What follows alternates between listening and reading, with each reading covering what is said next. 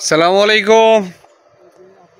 গরিবাইরি blog YouTube channel এবং Facebook page থেকে সকল দর্শক শুভানুদ্দায়ী সবাইকেই জানাচ্ছি আন্তরিক অভিনন্দন ও শুভেচ্ছা।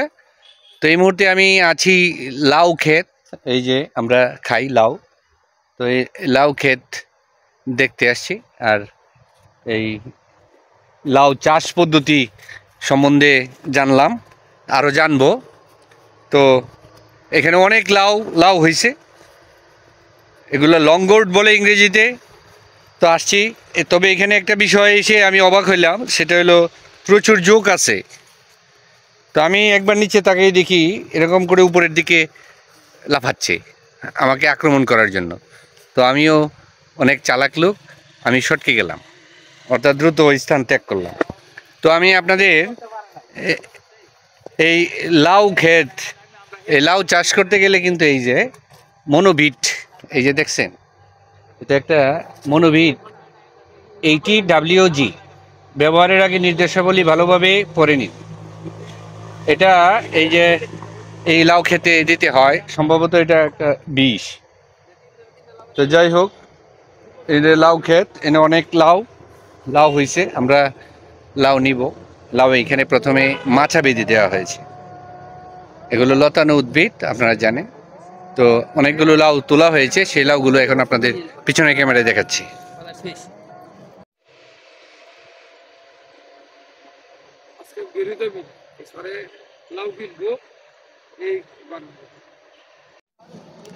এই হলো এই জমিতে লাউ, এই যে দেখেন কত সবুজ আর কত সজীব দেখা যাচ্ছে, লাউগুলো অনেক সুন্দর লাগছে।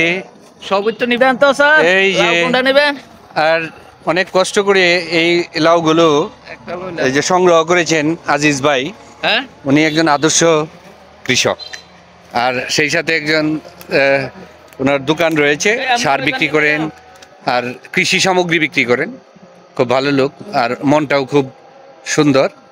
এই যে উনি এই যে ওনার এই লাউ ক্ষেতটা যত্ন করে তুলে ধরেছেন, আর সেই সাথে আমাদেরকে আহ্বান করেছেন আমরা যেন আসি আর এই লাউ, ওনার জমির যে সতেজ লাউ, তাজা লাউ, এটা নিয়ে যাই। তাই আমার সাথে আসছেন এই যে তকদির হোসেন কামাল, সেকেন্ড আইনস্টাইন।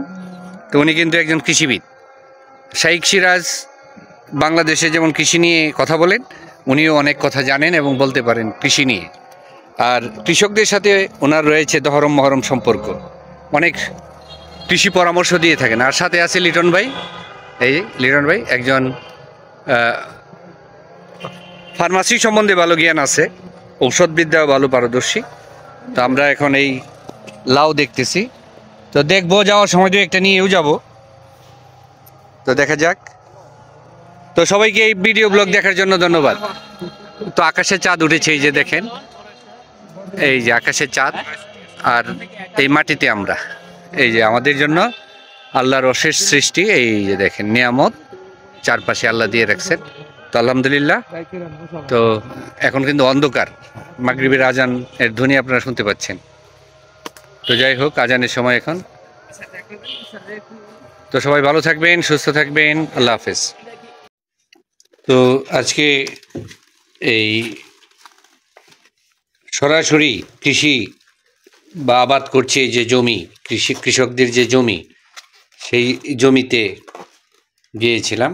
ওই যে ফ্রেশ সবজি নিয়ে আসছে, এই যে দেখেন ফ্রেশ সবজি, ফ্রেশ। আমাকে ওই কৃষক একেবারে সুন্দর করে সযত্নে এভাবে দড়ি দিয়ে বেঁধে, এরপরে আমাকে আরও দিয়েছে এই যে দুইটা লাউ, এই যে দেখেন দুটা লাউ দিয়েছে আমাকে সুন্দর করে বেঁধে।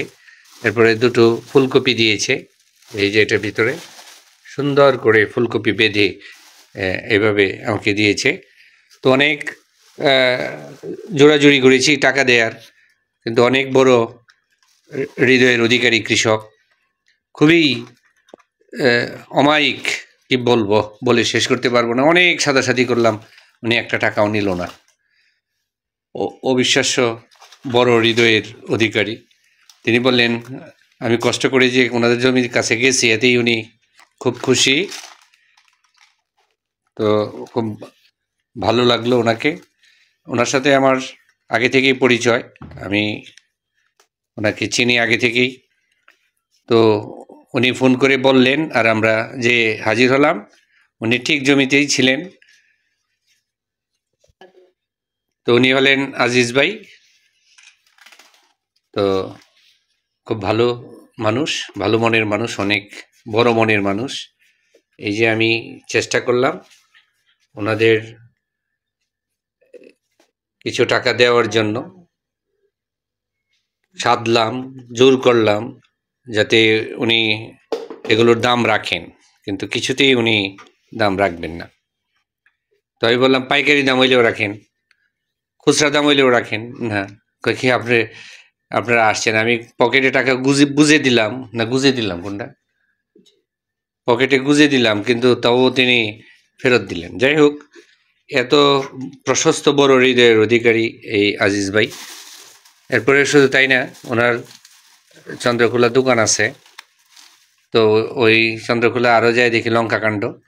উনি সবগুলো অনেক জায়গা থেকে, অনেক জমি থেকে সংগ্রহ করে ওইখানে রাখছেন।